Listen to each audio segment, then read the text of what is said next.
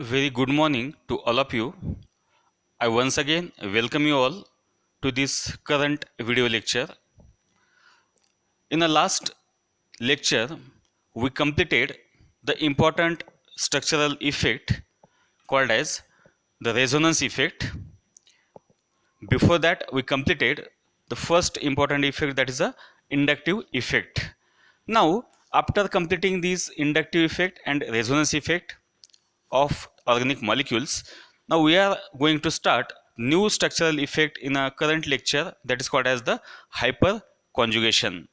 Now, what is meant by this hyperconjugation? So first of all, this hyperconjugation is nothing but the modification of, it is the modification of resonance effect. It is the modification of resonance effect. So we have to consider this hyperconjugation effect as the modification of this resonance effect. Now, what happens in resonance effect? We know that there is a delocalization of pi electron is there. Due to that delocalization of pi electrons, we get the number of different possible structures for an organic molecule, but that effect involves this delocalization of pi electrons.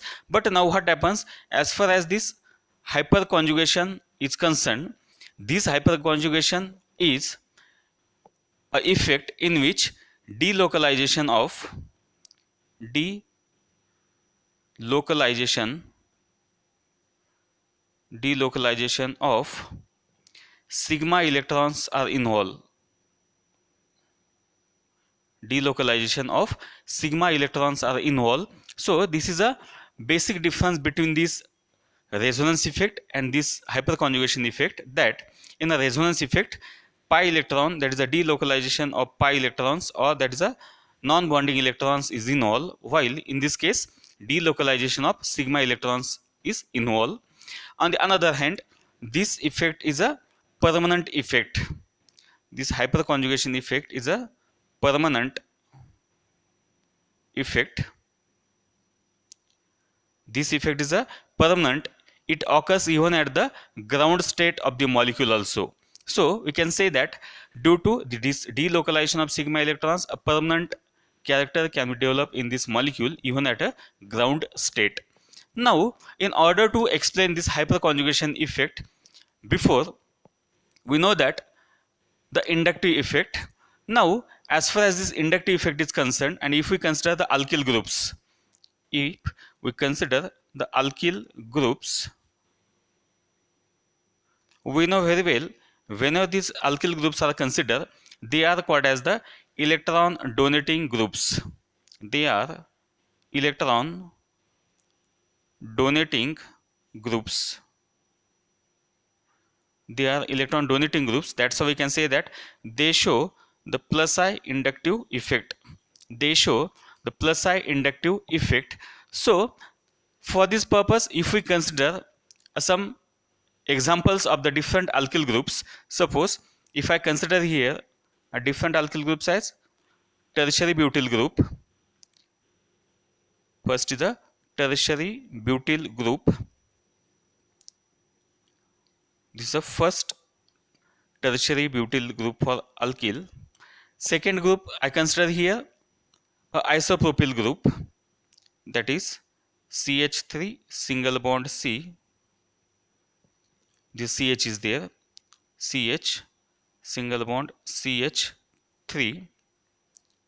The third group I consider here ethyl group, CH3 single bond CH2.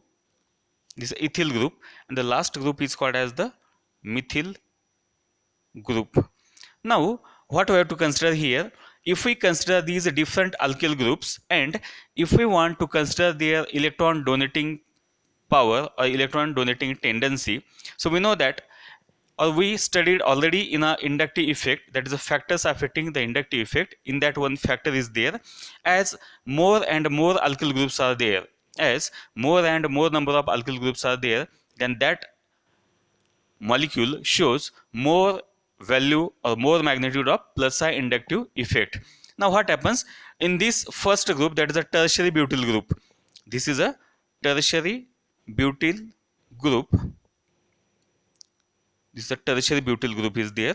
The second is called as the isopropyl. This is the isopropyl group. Next is called as your ethyl group is there. Ethyl. Next is called as the methyl. So these four groups is there for studying the electron donating power of these alkyl groups. So what happens in these first tertiary butyl group, three alkyl groups are present, and we know that each alkyl group is capable to donate the electron density towards this carbon atom, and that's how we can say that these three alkyl groups donates electron density towards this carbon atom. In the second compound, what happens, two alkyl groups are present. These two alkyl groups again donates the electron density towards this carbon atom. In a third group, that's ethyl group, one alkyl group is there. This also has the capacity to donate this particular electron density toward this carbon atom, while in the last case this methyl group is a one group that have the tendency to donate electron density towards the carbon atom. Now as far as the number of alkyl groups are present in all these groups, what happens in this first compound, three alkyl groups are there, first, second and three. That's why it have the more tendency to show the plus I inductive effect. That's why the tendency of this group to show this plus I inductive effect is highest. So we can say that it has the more tendency to show the electron donating character. The second group is there, it has the two alkyl groups, so it has the more tendency of electron donating power as compared to this particular third group, that is ethyl group. In ethyl group, one alkyl group is there, so it has the more tendency of electron donating character as compared to the last. And in the last, only one methyl group is there, that's why it has the lowest tendency to donate the electron density towards the carbon atom. So we can say that this is a sequence, or this is the tendency of electron donating character of the different alkyl groups. Among that, tertiary butyl group shows the highest plus I inductive effect. Now the same molecules we have to consider when these molecules are attached, to the carbon-carbon double bond. When attached to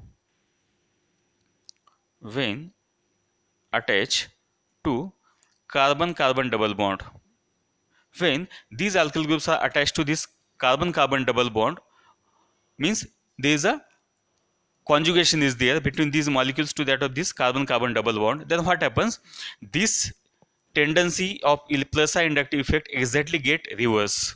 This tendency of electron donating character exactly get reverse when they attach to the carbon-carbon double bond. Now why this is so? So this is due to the effect called as the hyperconjugation effect. This is due to the hyperconjugation effect. Hyperconjugation effect is there. Now what is this hyperconjugation effect? So for this purpose, just we consider one of the possible alkyl groups among these four. So I take here for our convenience the first alkyl group, that is a methyl. So if we write this methyl compound, methyl alkyl group, as H single bond C, single bond H, single bond EH. If these alkyl group is in conjugation with double bond, that is a CH double bond CH2. So this compound we have to take, that is the alkyl group we take here in conjugation with carbon-carbon double bond. So name of this compound is a propylene. This compound is called as the propylene. Now we want to consider why this compound has the more electron donating tendency when it is attached to the carbon-carbon double bond. Now we are going to explain this hyperconjugation effect. Now this hyperconjugation effect we just studied here, that is, it is nothing but the delocalization of the sigma electrons. It is occur due to the delocalization of the sigma electrons. That's why by considering these particular characteristics of this particular hyperconjugation effect, if we look toward this molecule, that is a propylene molecule, what happens, as far as this propylene molecule is concerned, it has the alpha carbon. This carbon is called as the alpha carbon. So this alpha carbon has the 3 hydrogens, 1, 2 and 3. These 3 alpha hydrogens is there, and these alpha hydrogens are very important as far as this delocalization of this sigma bond is considered. So we can say that this, the bond between this carbon and hydrogen, that is the alpha carbon to which this hydrogen is attached, and these electrons are very much important as far as this delocalization is concerned. These electrons takes place in the process of delocalization. So what happens in the first step, if these electrons, that is these electrons present between alpha hydrogen toward this carbon, these electrons involve in a delocalization. So these electrons moves here, these electrons get donated to this adjacent single bond. At the same time, this double bond becomes single bond. So by considering these type of the electron delocalization of this alpha hydrogen, we get the first structure, that is hydrogen single bond carbon single bond hydrogen. This single bond now becomes a double bond, that is double bond CH single bond CH2, it becomes minus, while this H plus is there, this H plus is in the vicinity of this particular alpha carbon. So what happens, this type of the structure is obtained by the involvement of the electrons present between alpha carbon to that of the hydrogen. So we can say that due to such a type of the delocalization, one new structure is obtained, and due to such a type of the structure, what happens, a negative charge is formed on this carbon atom, while this H plus is present in a close vicinity to that of the alpha carbon atom. So this phenomena is called as the hyperconjugation. So what is by hyperconjugation?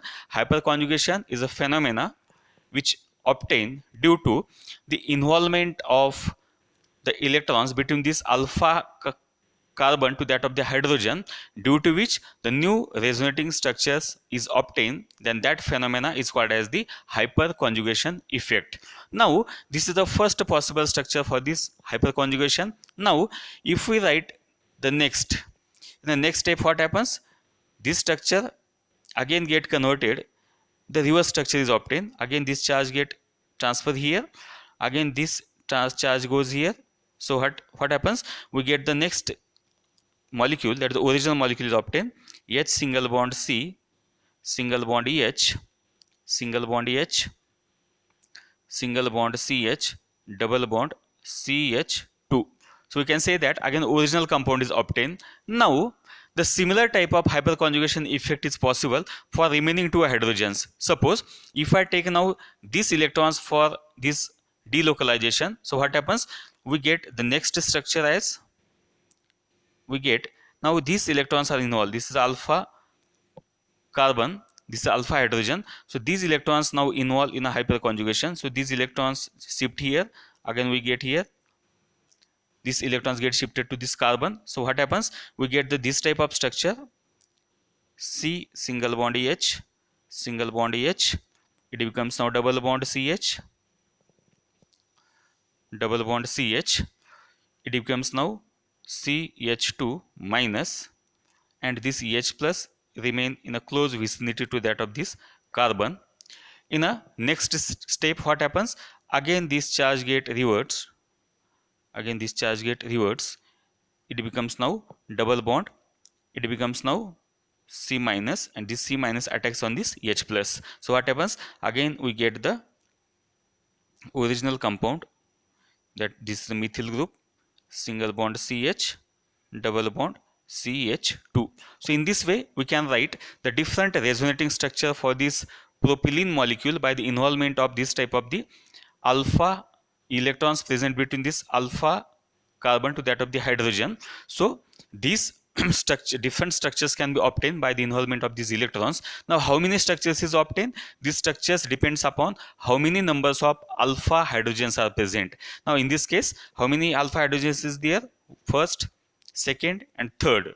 So you can say that three different structures can be obtained by the involvement of these three different alpha hydrogen atoms. Then, as these alpha hydrogens are more, if more alpha hydrogens is there, if more alpha hydrogens are there, if more alpha hydrogens are there, it will give more structure. It will give more structure. Now, the same phenomena if we apply to the remaining these alkyl groups. Suppose what happens? Just we draw here the hyperconjugation effect for this molecule containing this methyl group. Now, same effect suppose if we want to write for this ethyl group. Now, what happens in this ethyl group? If I take this ethyl group and if we take the same molecule here, suppose as this ethyl is there, CH3 single bond CH2, this is ethyl group, it is in a conjugation to that of the CH double bond CH2. So this is our next compound for discussion. In the next case, I take the another example.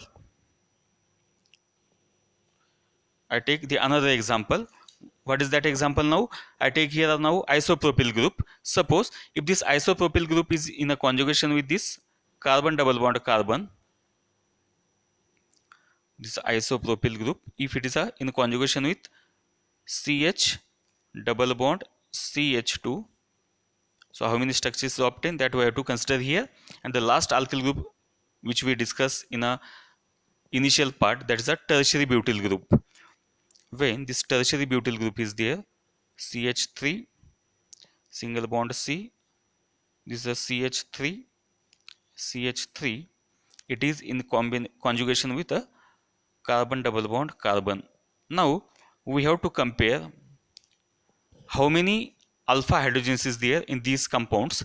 Now what happens in this compound? This is alpha carbon. In this case, this is alpha carbon, and in this case, it is a alpha carbon. Now how many hydrogens is there? In this case, 2 alpha hydrogens is there. In this case, 1 alpha hydrogen is there, and in this case, no alpha hydrogen is there. Now, if we consider the number of alpha hydrogens to that of the different structures, so what happens in this case? We can draw two different structures by the hyperconjugation effect. Two different structures is obtained.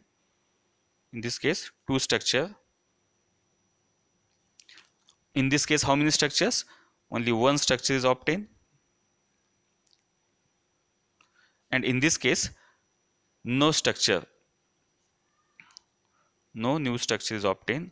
Now, if I consider these type of the number of structures obtained due to the involvement of this type of the electrons present between this alpha carbon to that of this hydrogen, depending upon that, we can say that the tendency of electron donating character of these different type of the alkyl groups get reverse when they are present in conjugation with the carbon-carbon double bond. So by observing this, we can say that our original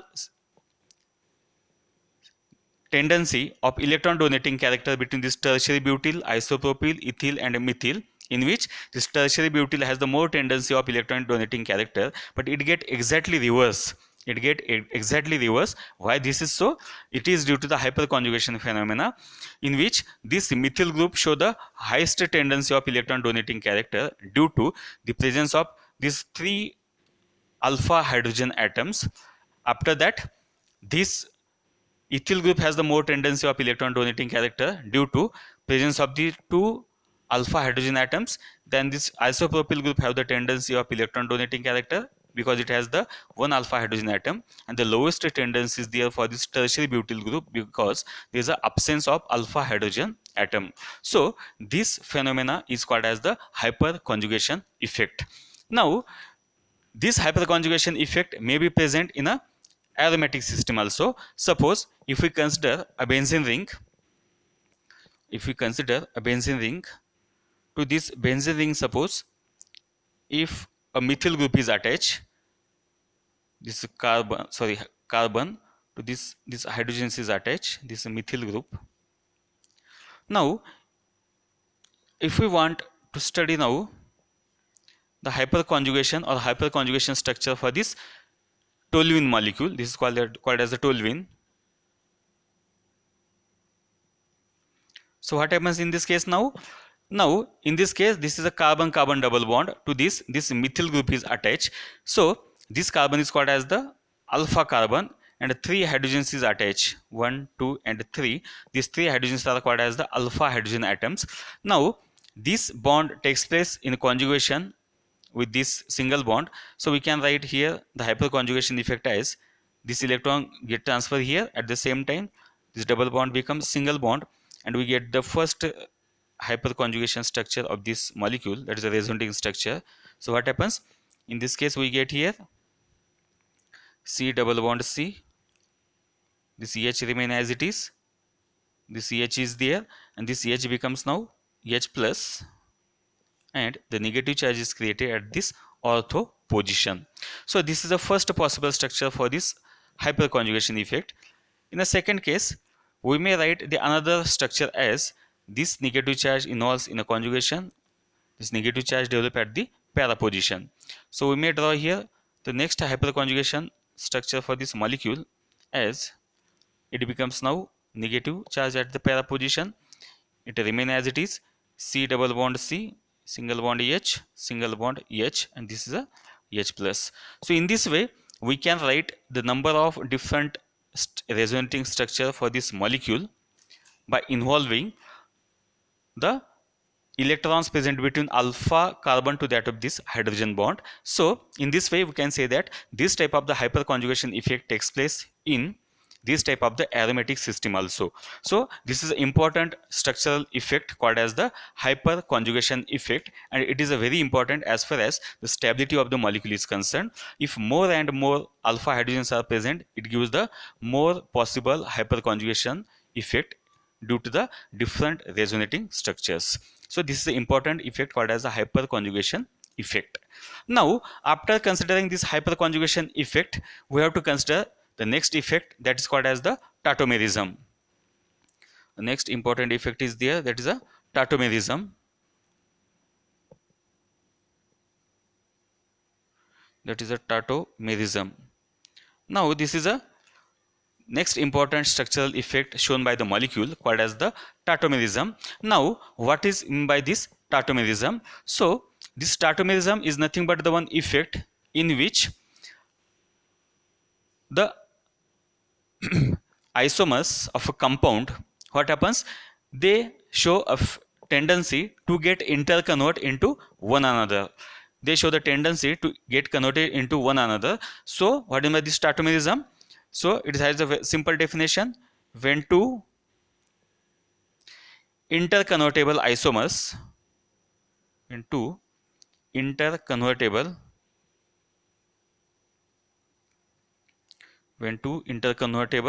isomers coexist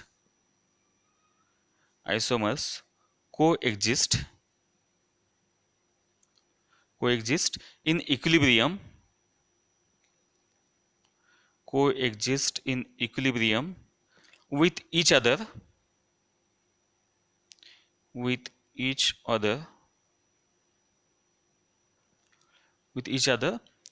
the phenomena is called as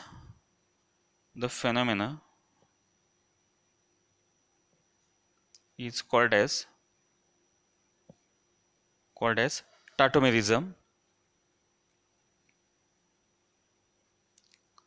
Phenomena is called as the tautomerism, and isomers as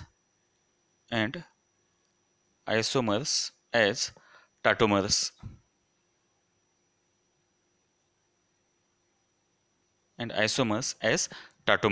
So this is a next structural effect called as the tautomerism. So what do you mean by this tautomerism?